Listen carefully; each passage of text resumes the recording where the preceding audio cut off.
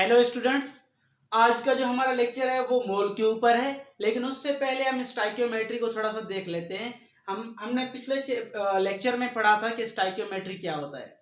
एक बार फिर से मैं रिपीट कर देता हूँ। स्टाइकियोमेट्री कहते हैं कि ऐसे रिलेशनशिप को जो प्रोडक्ट और रिएक्टेंट के दरमियान हो किसी भी बैलेंस्ड केमिकल इक्वेशन में। और ये वाला रिलेशनशिप जो होता है वो क्या होता है, क्वांटिटेटिव होता है, एक मिकदार की बुनियाद पर रखा गया होता है। तो ये आपके पास क्वांटिटेटिव रिलेशनशिप है जो रिएक्टेंट और प्रोडक्ट के दरमियान है। तो इसी तरीके से अगर आपने क्वांटिटेटिव रिलेशनशिप की बात की है तो लाजमी आपने क्वांटिटी को मेजर भी करना होगा। जैसे लफ्ज बताता है स्टाइकियोमेट्री। स्टाइकियो का मतलब है, जैसे हमने पहले बात की थी कि स्टाइकियो का मतलब है एलिमेंट और मेट्री का मतलब है मेजरमेंट। तो यहां पर जब मेजरमेंट की बात आ रही है तो आपने कैसे मेजरमेंट करनी होती है स्टाइकियोमेट्री को देखकर। अब यहाँ पर मोल लिखा गया है। मोल क्या होता है?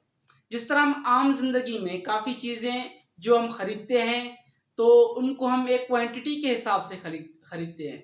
फॉर एग्जांपल, जैसे हमने बनाना बाय करने हैं तो हमने डजन में उसको खरीदना होगा। अगर हमने पेपर बाय करने हैं तो उनको हमने रिम में खरीदना होगा।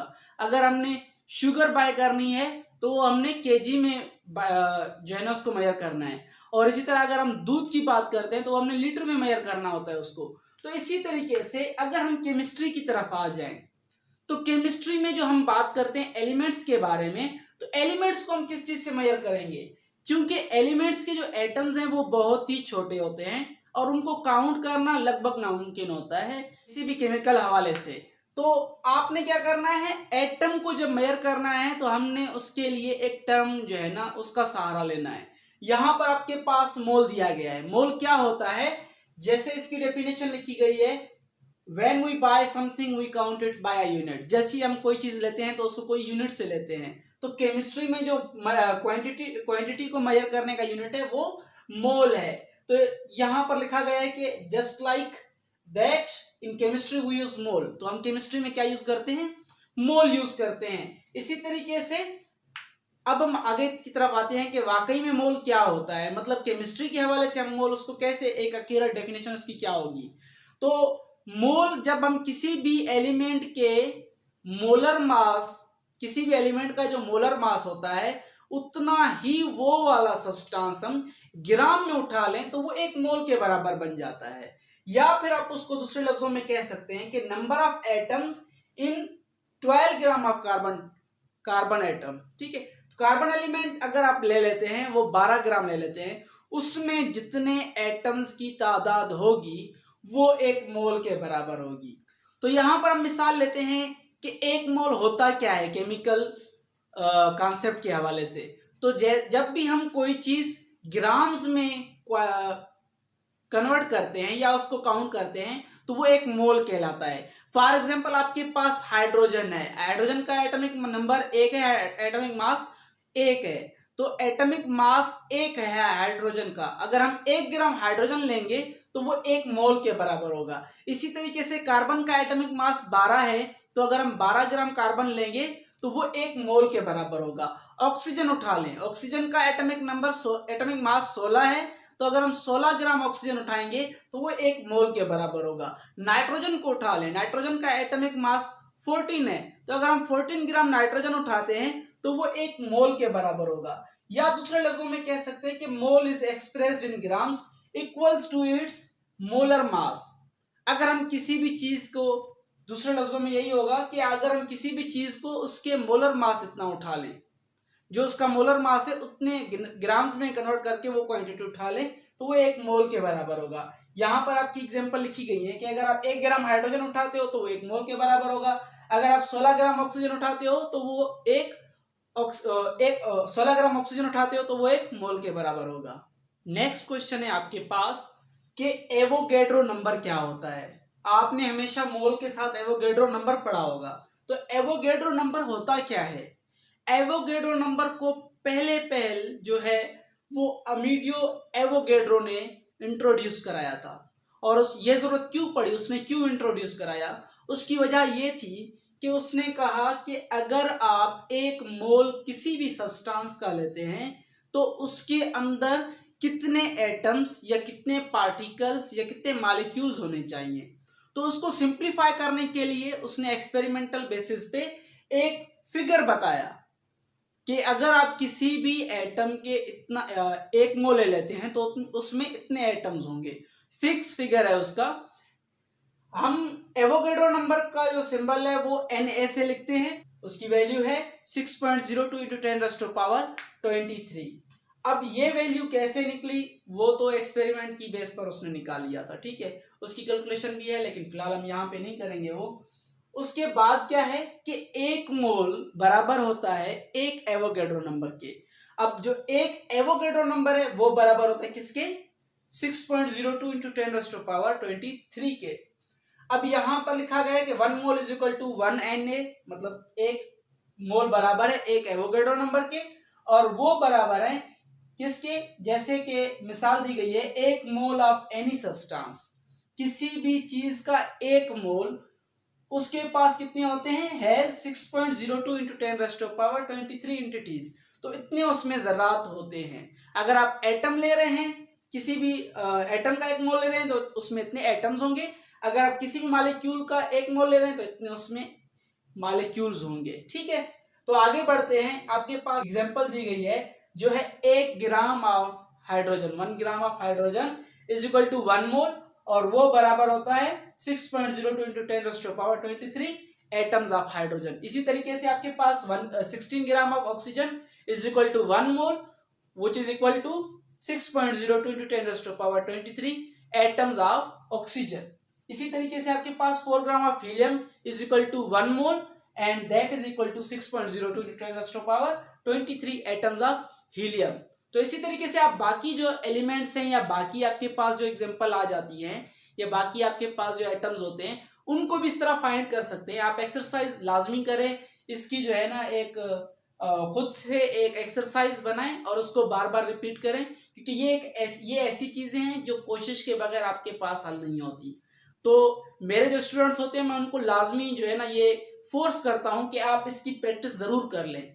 तो आपने भी इसकी जरूर प्रैक्टिस करनी है और भरपूर प्रैक्टिस करनी है। इसकी बहुत सारी एग्जांपल आप ले लें, जो भी आपके पास आ रही हैं सारों की एग्जांपल ले लें। अगर आपके पास कोई मसला आ रहा है, कहीं पे आप अटक रहे हैं, तो आप मुझे कमेंट में बता सकते हैं। यहाँ पे देख लें आप लोग, इस सारी चीजों को, दोनों चीजों को समराइज किया गया है, जिसमें आप ग्राम्स की कन्वर्जन मोलर मास से लेकर मोल तक पढ़ेंगे और मोल की कन्वर्जन एवोगैड्रो नंबर से पार्टिकल तक पढ़ेंगे। ये किस तरह होगा? आप कोई भी एलिमेंट ले लें, फॉर एग्जांपल मैं लिथियम ले रहा हूं। लिथियम का एटॉमिक नंबर 3 है, एटॉमिक मास 7 है। तो आप जब इसका 7 मोलर मास उठाएंगे तो जो लिथियम का मोलर मास है 7, उसको उठाएंगे तो आपने 7 ग्राम ऑफ लिथियम उठाना होगा। अगर आप 7 ग्राम ऑफ लिथियम उठाएंगे तो वो बराबर होगा कितने के? 1 मोल के। 7 ग्राम जो मोलर मास है लिथियम का, अगर आप उसको ग्राम्स में उठाएंगे वो बनेगा 1 मोल, और वही 1 मोल कितने एवोगैड्रो नंबर के बराबर होगा? 6.02 × 10⁻23। ये वाली वैल्यू कांस्टेंट है, ये चेंज नहीं होती यहाँ पे, ठीक है। अगर आपने 1 मोल लिथियम का उठा लिया तो उसमें कितने एटम्स होंगे या पार्टिकल्स होंगे? वो होंगे 6.02 × 10⁻23। तो इसी तरीके से दूसरी एग्जांपल ले लेते हैं, ये थी लिथियम की।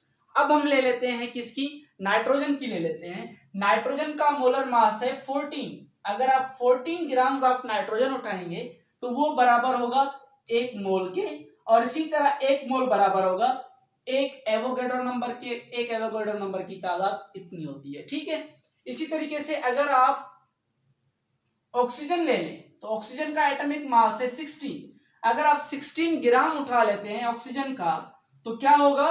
वो 1 मोल के बराबर होगा। अब वो 1 मोल फिर कितने के बराबर होगा? एवोगैड्रो नंबर के बराबर होगा, जो है 6.02 × 10⁻23। इसी तरीके से आप कार्बन उठा लें। कार्बन का एटॉमिक मास क्या होता है? 12। तो आप जब 12 ग्राम उठाएंगे कार्बन का तो वो बराबर होगा 1 मोल के, और उसका 1 मोल बराबर होगा 6.02 × 10⁻23 एटम्स। तो ये आपके पास एग्जांपल दी गई है। इसी तरीके से आप भी ट्राई कर सकते हैं। अब हम आते हैं मोलर मास और वॉल्यूम की तरफ। मोलर मास को आप पहले से जानते हैं कि मोलर मास क्या होता है। एक बार फिर से रिपीट कर देते हैं किसी भी सब्सटेंस के 1 मोल का वजन ग्राम्स में अगर आप लेंगे तो वो कितने के बराबर होगा? मोलर मास के बराबर होगा। किसी भी चीज के 1 मोल का वजन ग्राम्स की सूरत में मोलर मास के बराबर होता है। उसके बाद है वॉल्यूम क्या होता है। यहां पे हम कहते हैं कि किसी भी 1 मोल आइडियल गैस का जो वॉल्यूम होगा एसटीपी पे, स्टैंडर्ड टेम्परेचर एंड प्रेशर पे, वो मोलर वॉल्यूम के बराबर होगा। अब वो किस तरह, इसकी जो वैल्यू है वो 22.4 डेसीमीटर क्यूब के बराबर है और इसको हम डिनोट करते हैं वीएम से। मिसाल के तौर पर अगर आपके पास कोई गैस है, अगर आप उसका 1 मोल, उस गैस का 1 मोल उठाते हैं तो वो 1 मोलर वॉल्यूम के बराबर होगा। अब मोलर वॉल्यूम कितने के बराबर होता है? जो एक क्वांटिटी होती है मोलर वॉल्यूम की, मतलब किसी भी 1 मोल का जो मोलर वॉल्यूम होता है वो कितने के बराबर होता है? वो बराबर होता है 22.4 डेसीमीटर क्यूब के। हमेशा याद रखें वॉल्यूम कितने के बराबर होगा? 22.4 डेसीमीटर क्यूब के। मिसाल ले लेते हैं हाइड्रोजन मॉलिक्यूल की। हाइड्रोजन गैस की अगर आप मिसाल ले लें तो हाइड्रोजन गैस जो आपके पास है वो H2 से कंपोज की गई है। अब H2 का मोलर मास है 2 उसका मोलर मास है, वो 1 मोल के बराबर होगा। हमने पहले यहाँ पे बात की है कि मोलर मास क्या होता है, ठीक है। तो हाइड्रोजन जो मॉलिक्यूल है या हाइड्रोजन जो गैस है उसका मोलर मास 1 मोल के बराबर होता है और वो बराबर होगा 22.4 डेसीमीटर क्यूब के। और ये सारी चीजें बराबर होंगी एक एवोगैड्रो नंबर के, मतलब उसमें कितने गैस मॉलिक्यूल्स होंगे? 6.02 इंटू 10⁻23 मॉलिक्यूल्स। इसी तरीके से हम अब मीथेन की तरफ आते हैं। CH4 मीथेन, उसका मोलर मास है 16। अगर हम 16 ग्राम मीथेन उठाएंगे तो वो बराबर होगा 1 मोल के। अब जो 1 मोल है वो 22.4 डेसीमीटर मोलर वॉल्यूम के बराबर होगा। या आप इस तरह भी कह सकते हैं किसी भी गैस का 22.4 वॉल्यूम अगर आप कर लें, 22.4 डेसीमीटर क्यूब वॉल्यूम कर लें तो वो 1 मोल के बराबर होगा। और उसमें कितने एटम्स होंगे या कितने गैस मॉलिक्यूल्स होंगे? वो बराबर होंगे 6.02 इंटू 10⁻23 के। अब हम बात करते हैं मोल कैलकुलेशंस की। ये कैसे हो सकता है कि अगर स्टोइकियोमेट्री की बात की जाए और कैलकुलेशंस ना हो, ठीक है। तो हम आते हैं अब कैलकुलेशंस की तरफ कि मोल को कैसे हम कैलकुलेट कर सकते हैं। मिसाल दी गई है जो सवाल की सूरत में है कि अगर आपके पास 20 ग्राम सोडियम हाइड्रोक्साइड है तो उसमें कितने मोल्स होंगे। सबसे पहले जो आपने इसको फाइंड करने के लिए एक चीज की जरूरत होगी वो है इसका फार्मूला, नंबर ऑफ मोल्स। हमसे क्या फाइंड करने को कह रहा है कि how many moles are present, कितने मोल्स प्रेजेंट हैं। तो लाजमी हमारे पास उसका फार्मूला होना चाहिए। नंबर ऑफ मोल्स बराबर होते हैं is equal to given mass upon molar mass.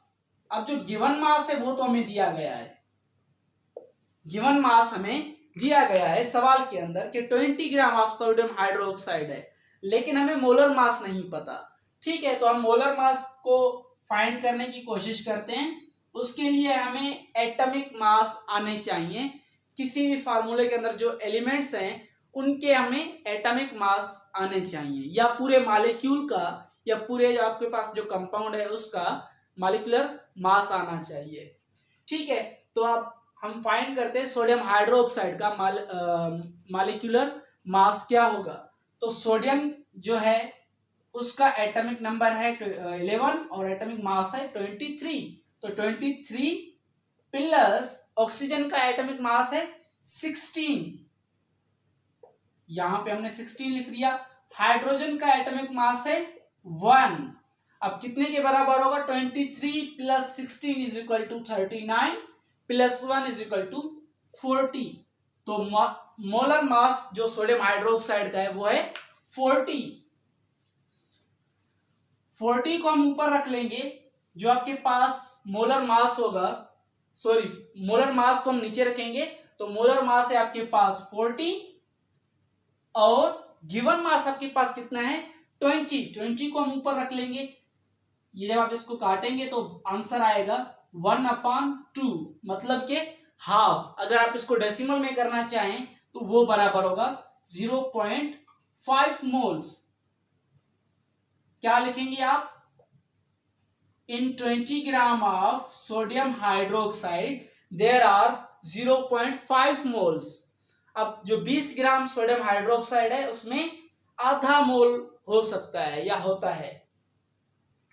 Question number 2 है आपके पास जो थोड़ा सा मुख्तलिफ है उससे। वो क्या कह रहा है? Calculate mass of 0.25 mole of H2SO4 या सल्फ्यूरिक एसिड। तो अब हमसे क्या मांग रहा है कि मास क्या होगा अगर आपके पास 0.25 मोल है सल्फ्यूरिक एसिड का। तो अब हमने मास फाइंड करना है। हम देखते हैं कि इसका मास क्या होगा, कोशिश करेंगे वही फार्मूला होगा, उसी को हम थोड़ा सा अल्टरनेट करके यूज करेंगे। तो आपके पास जो मोल है, मोल ऑफ H2SO4 वो कितने हैं? वो बराबर है 0.25 मोल्स के। ठीक है, मास कितने के बराबर है? Mass of 0.25 mole of H2SO4 वो हमें नहीं पता, वो हमने फाइंड करना है। ये हमने फाइंड करना है, या आप इसको x लिख सकते हैं। और क्या करना है आपने? मास ऑफ H2SO4 वो फाइंड करना है। मास ऑफ H2SO4 वो बराबर है कितने के? कैलकुलेट कर लेते हैं मोलर मास इसका कितना होगा। हाइड्रोजन देख लें, हाइड्रोजन का एटॉमिक नंबर 1 है, यहां पर 2 है तो आपके पास 2 आ जाएगा। सल्फर का आपके पास 32 है, 32 आपने रख दिया। और ऑक्सीजन आपके पास 4 है तो 16 उसका एटॉमिक मास है। 4 के हिसाब से कितने जाएंगे? 64 जाएंगे। 64 plus 32 is equal to 96, 96 plus 2 is equal to 98। तो आपके पास जो मास ऑफ H2SO4 है वो है 98। पहले हमने फार्मूला क्या यूज किया था जो हमने नंबर ऑफ मोल फाइंड करने के लिए किया था? जी हाँ, नंबर ऑफ मोल बराबर था हमारे पास किसके? Given mass upon molar mass. अब इसी फार्मूले में हमें कौन सी चीज फाइंड करनी है? वो करनी है गिवन मास। जो आपके पास मास होता है, गिवन मास भी लिख सकते हैं या मास लिख सकते हैं। तो गिवन मास की जगह पर आप x लिख लेंगे। मोलर मास आपके पास है 98 और नंबर ऑफ मोल है आपके पास 0.25। तो हमने क्या करना होगा, जो यहां पर 98 डिवाइड हो रहा है वो यहां पर चला आएगा, जो यहां पर डिवाइड हो रहा था वो वहां पर अभी यहां पे क्या हो जाएगा? मल्टीप्लाई हो जाएगा। तो देखते हैं किस तरह होगा। मैं इसको मिटा रहा हूं।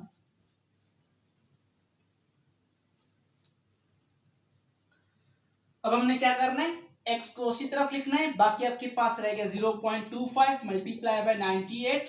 अगर हम इसको मल्टीप्लाई करेंगे 0.25 को 98 के साथ तो क्या होगा आपके पास आंसर? 24.5। क्या मालूम करना था हमने? Calculate mass. तो मास आपके पास ग्राम में होता है और ये बराबर होगा x के। तो आपके पास जो मास है 0.25 मोल ऑफ H2SO4 में वो है 24.5 ग्राम या 24.5 ग्राम। तो इसी तरीके से आप दूसरे भी मास फाइंड कर सकते हैं। कोई सा भी अगर आपके पास इस तरह का सवाल आ जाए तो आप वो फाइंड कर सकते हैं। इसी फार्मूले को देखना है आपने, number of mole is equal to given mass या मास अपॉन मोलर मास। तो अगर इन तीनों में से कोई सी भी 2 वैल्यूज आपको दी गई हैं, तीसरी वैल्यू आप फाइंड कर सकते हैं। थोड़ा सा अपने फार्मूले को इधर उधर करना होगा, बाकी आपके पास सारा इजी है। तो अगर आपने इसमें अगर आपको इसमें कोई सी डिफिकल्टी आ रही है तो आप मुझे कमेंट में पूछ सकते हैं। तो आज के लेक्चर में हमने पढ़ा कि मोल क्या होता है, एवोगैड्रो नंबर क्या होता है, मोलर वॉल्यूम क्या होता है और मोल की कैलकुलेशन हम कैसे कर सकते हैं। ये फार्मूला हमने सीखा कि इस फार्मूले को हम कैसे यूज कर सकते हैं और डिफरेंट तरीके से हम कैसे चीजें फाइंड आउट कर सकते हैं। अगर हमें नंबर ऑफ मोल फाइंड करना है तो हम कैसे कैलकुलेशन करेंगे, अगर हमने मास फाइंड आउट करना है किसी भी दिए गए मोल में से तो वो हमने कैसे फाइंड करना है। तो इसी तरीके से आप भी प्रैक्टिस करते रहें और अगर आपके पास कोई डिफिकल्टी आए तो आप मुझसे पूछ सकते हैं।